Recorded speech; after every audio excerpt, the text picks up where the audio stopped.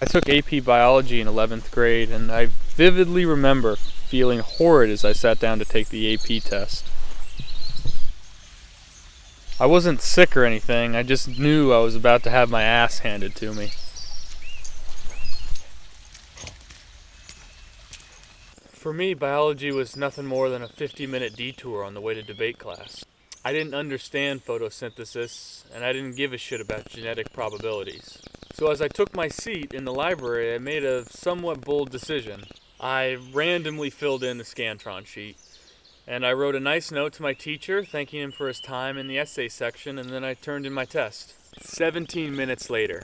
I'm pretty sure it's still a Utah State record. Leaving the room, I felt a profound sense of relief and confidence. I knew I wasn't destined to be a biologist, so why spend countless hours memorizing molecule shapes? It just didn't make sense to me.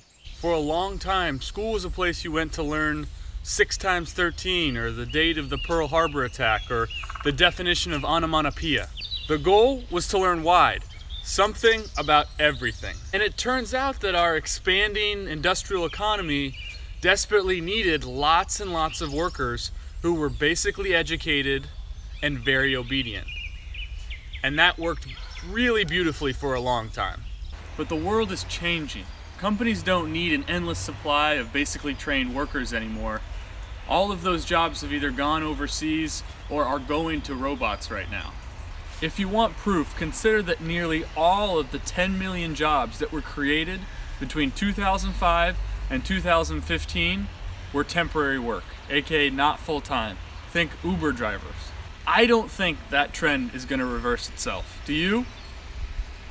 Do you think it's worth sending kids to school for 12 years to become Uber drivers? And what about when the Ubers start to drive themselves? Then what? So, as the world requires a new type of worker, it's up to that big hairy creature we call school to help us out. Now, you may be thinking to yourself, Dave, what are you suggesting? Do we not need biology anymore? And no, that's not what I'm suggesting. But what I am is that school doesn't need to be a place where for 10, 12, 14, 15 years, we all compete to see who can cram factoids the best. Google already won that contest. Instead, we need school to be a place where we challenge students to advance unpopular ideas or develop bizarre plans or build useless machines. The knowledge they gain when they realize they have what it takes to charter their own path, or when they realize that their failures aren't nearly as painful as embarrassing as they thought they would be, that's the kind of knowledge that will help students in an internet-connected, globalized world.